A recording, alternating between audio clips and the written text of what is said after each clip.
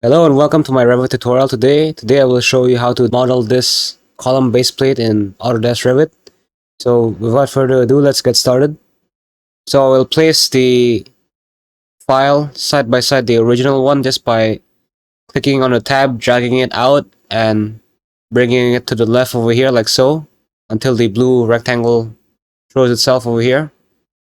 So now let's quickly proceed to the steel tab over here and click on the connection tool and click on the drop down, choose the base plate option over here, select the steel column over here and hold the control button to select the concrete pedestal and hit the enter key, and you should be able to see the base plate itself.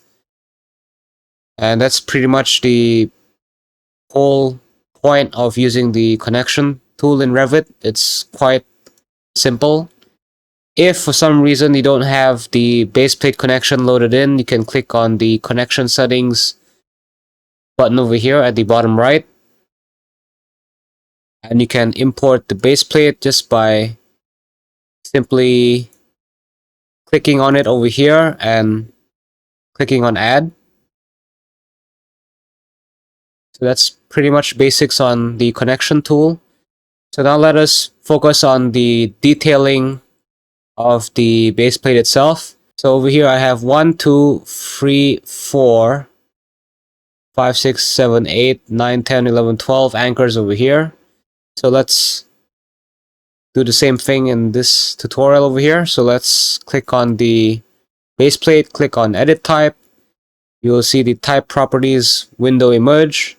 Click on the edit button for the modify parameters section, and you'll be greeted by this edit connection type window. So let's begin with the base plate over here. We can adjust the base plate thickness in the first tab over here. So let's say after some calculations, a 1-inch thick plate or a 25mm plate is sufficient. And the set out setting over here will affect the base plate dimensioning. So right now, if we use the from center option over here, you can see that we can only adjust the projection over here, which is projection 1 over here. You can uncheck this so that you can adjust all the other projections individually. But in general, you can choose the total option over here as it is more intuitive in the sense. So you can just directly key in the length and width of the base plate itself, and you can actually apply an offset measured from the flange or the web over here. So you can key in 50, for example, like so. But in this case, that won't be necessary. So let's move on to the plate corners over here. You can essentially have a fillet corner like this, or a cut like this, or a convex cut like this. So let's say that in this case, we want rounded corners over here, and you can adjust the length, but I will just keep it as the default setting over here. And let's move on to the most important part of the detailing section over here, and that is the diameter of your anchors over here. So I have the 4.6 grade loaded in right now, which is not what I'm looking for. So let's click on the anchor type drop down and let's look for US hooked anchors over here. And I will choose a 1-inch anchor over here. And I'll choose the anchor length right now. Right now it is set to 305mm. I will set it to 508. You can choose to invert your anchors by left clicking on this checkbox, but it is not necessary at all. You can adjust the hole tolerance, for example, to 3mm for diameters above 24mm. And by clicking this checkbox over here, you can create the hole only,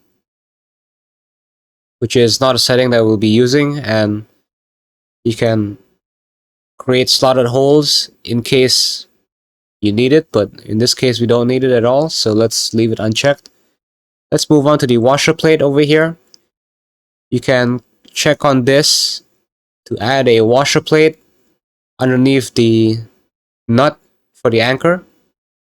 In this case I won't be using it, but you can check on this if you need it. And moving on to the next tab, you can adjust the anchor spacing and the number of anchors that you will be using. So right now we have 2 anchors that are parallel to the web. So let us increase it to 5. And let's reduce the intermediate distance to 75 millimeters over here. Okay, let's try 100. I'm not sure if you've noticed this, but you can see the anchors themselves. They are pretty much inside the flange of the column. So we have to fix it. So let's move on to the next tab over here. And let us try to space these out over here to 450 millimeters over here. Like so. So we've already spaced out the anchors away from the flange. So now that we've already drawn in the 10 anchors, let's try to draw in the remaining 2 over here. So let's key in 3 over here. And adjust the spacing over here to 100 millimeters over here. Okay, so it's too tight. So let's space it further out. 200. 250. And let us get rid of the middle anchors over here. So let's go back to the previous tab and click on remove center bolts over here. So that's how you can get exactly 5 on the left, 5 on the right, and 2 in the middle like this over here. So let's say you need more anchors, let's say. You can key in, let's say 6, and adjust this spacing over here. Let's try 100 over here. So that's how you can increase the number of anchors in your column base plate without them being in the middle of your web over here. Just by clicking on this remove center bolts checkbox, you can pretty much get rid of that altogether. And moving on to the welds, this will depend on your structural engineering needs, but in general I'll just leave it as the default value over here. So moving on to the next section, stiffeners and plates. The leveling plate option is helpful in terms of keeping the anchors in their correct place during the concrete pouring process. So you can check on it over here and you can make it larger or smaller than the column base plate itself. And you can adjust the plate thickness over here. And you can adjust the gap over here. For example, you can key in 10 millimeters over here to have a gap in between the two, or you can have no gap at all. And let's move on to shim plates. So shim plates would be in between the leveling plate and the base plate itself. Shear anchors over here, they can be quite helpful in terms of increasing the shear resistance of the connection. You can choose a profile over here and you can change it to a different size of universal beam or universal column. It's up to you. Or you can use a plate over here. So I'll just leave it as a plate over here. And moving on to shear anchor dimensions, you can play around with these on your own. So in the previous example, I added a web stiffener. So moving on to the web stiffener, you can add them on one side over here or on both sides over here, like so. Same goes for the flange stiffeners. You can have them on both sides of the flange over here. And outside stiffeners, you can check on this box and you can add additional outside stiffeners over here. In the previous example, I added a middle stiffener on both sides, like so.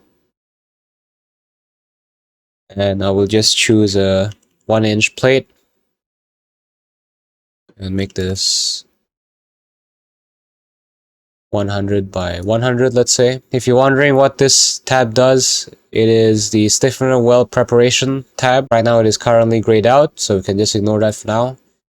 And for holes, you can have galvanized holes, grout holes, and punch mark. So let's say in the event of construction, you have any sort of gap, you can check on the grout hole over here, and this will allow you to fill the gap with grout, for example.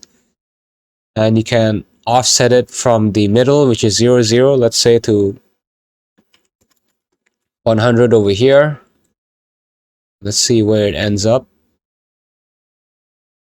If it's still not visible, just play around with the figures. So let's say 100 and 100. There we go. So this is the position over here. And that's pretty much the basics of column baseplate detailing in Autodesk Revit. And if you found this tutorial useful, like this tutorial, share this tutorial, and subscribe for more Revit tutorials like this. Thanks for watching. Goodbye.